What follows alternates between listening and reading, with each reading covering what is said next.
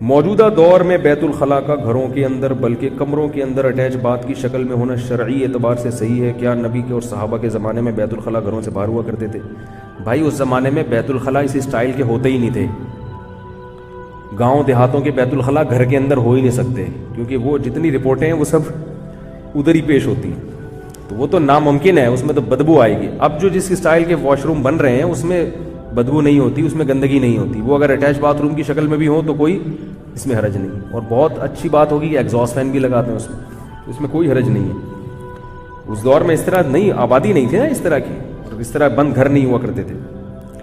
بیت الخلاء کا شیاطین کی پناہ گاہ ہونا بھی ثابت ہے. تو بیت الخلاء کا دروازہ جب بند ہو تو شیطان بھی, اصل میں بیت الخلاء میں شیاطین اس لیے ہوتے ہیں کہ شیاطین بدبو کی جگہ پر آتے ہیں. بدبو اگر نہیں ہوگی بیت الخلاء میں تو شیطان بھی نہیں آئے گا, اگر صفائی ہوگی اس میں. ساری چیزیں ہمارے ہاں غیر مسلموں سے آئی ہیں, مگر وہ اب ایسی آ گئیں اور ہم نے اس کو ایسا اڈاپٹ کر لیا ہے کہ اب اس کو چینج کرنا تقریباً ناممکن ہے. تو یہ جو اٹیچ باتھ روم ہے جس میں واش روم بھی ساتھ ہی ہے اور جو ہے وہ ٹوائلٹ بھی ادھر ہی ہے, تو یہ کراہت اس میں, یعنی ایک طبع سلیم جو ہے اس کو ناپسند کرتی ہے.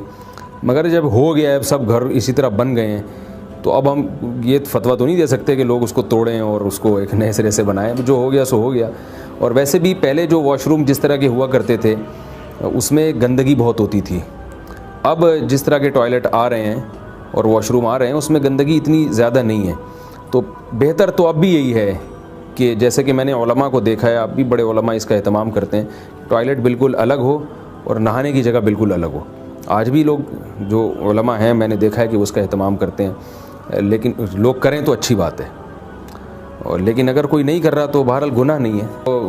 وسوسے والے جو روایت ہے نا وہ ہے کہ یعنی جو نہانے کی جگہ ہے وہیں پر آپ اسی کو آپ ٹوائلٹ کے طور پہ استعمال کریں.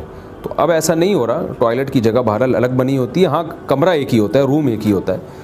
تو اس کو وہ والی جو روایت ہے نا کہ وسوسے پیدا ہوتے ہیں اس کا اس سے تعلق نہیں ہے. بہت اچھا ہے اگر اس کو ہمارے معاشرے میں رواج دیا جائے, لوگ اس کا اہتمام کریں کہ ٹوائلٹ واش روم سے بالکل الگ ہو, تو شریعت کے مزاج سے بہرحال یہ چیز میل کھاتی ہے. اس کا اگر کوئی اہتمام کرتا ہے تو اس کو اپریشیٹ کیا جائے گا, یعنی اس کے اس عمل کو اچھی نظر سے